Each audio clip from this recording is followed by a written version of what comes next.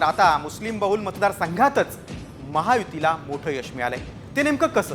मुस्लिम समाज महायुतीच्या पाठीशी उभा राहिलाय का? त्यावरचा हा स्पेशल रिपोर्ट. मुस्लिम बहुल मतदारसंघात महायुतीच.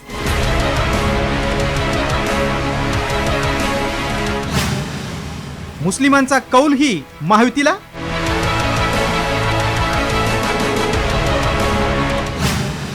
मुस्लिम मतविभाजन महायुतीच्या पथ्यावर. वोट जिहादच्या माध्यमातून आम्ही सरकार बदलून टाकू हे जर सांगत असतील तर तुम्हाला देखील मतांचं धर्मयुद्ध करावं लागेल. ऐकलत? लोकसभेला फटका बसल्यानंतर विधानसभा निवडणुकीत भाजपनं वोट जिहाद विरुद्ध मतांचं धर्मयुद्ध असा नारा दिला होता. मात्र भाजपनं केलेल्या धार्मिक ध्रुवीकरणाच्या आवाहनानंतरही मुस्लिम बहुल भागानं महायुतीला कौल दिल्याचं चित्र आहे. राज्यातील 38 पैकी 21 जागांवर महायुती तर 16 जागांवर महाविकास आघाडीला यश मिळाले. मुस्लिम बहुल मतदारसंघात कोणत्या पक्षाला किती जागा मिळाल्यात ते पाहूया.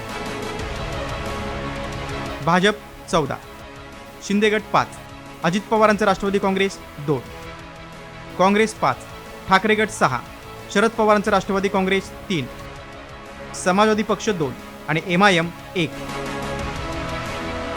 राज्यात 1.5 कोटी मुस्लिम मतदार आहेत. तर लोकसभा निवडणुकीत अल्पसंख्याक मतदार महाविकास आघाडीच्या पाठीशी उभा राहिल्याचं चित्र होतं. त्यामुळे वोट जिहादचा 14 मतदारसंघात फटका बसल्याचा आरोप फडणवीसांनी केला होता. भाजपनं विधानसभा निवडणुकीत धार्मिक ध्रुवीकरणावर भर देत एकही मुस्लिम उमेदवार दिला नव्हता. तर शिंदे गटानं 1, अजित पवारांच्या राष्ट्रवादीने 5, तर महाविकास आघाडीनं 11 मुस्लिम उमेदवार दिले होते. त्यातून 10 मुस्लिम आमदार विजयी झाले. राज्यातील भिवंडी पश्चिम, अंधेरी पश्चिम, वांद्रे पश्चिम, चांदिवली, अकोट, सोलापूर मध्य, संभाजीनगर पूर्व या मतदारसंघात मुस्लिम मतदारांची संख्या लक्षणीय आहे. अनेक ठिकाणी 2 पेक्षा जास्त मुस्लिम उमेदवार रिंगणात होते. त्यामुळे मतविभाजनाचा थेट फायदा महायुतीला झाल्याचं चित्र आहे. यामध्ये आश्चर्य म्हणजे मुस्लिम बहुल भागात भाजपचे उमेदवार 20 ते 50 हजारांच्या फरकाने जिंकले. त्यामुळे मुस्लिम मतदारांनी महायुतीला कौल दिलाय की मतांचं विभाजन महाविकास आघाडीला मारक ठरलंय याची चर्चा रंगली. ब्युरो रिपोर्ट, साम TV न्यूज.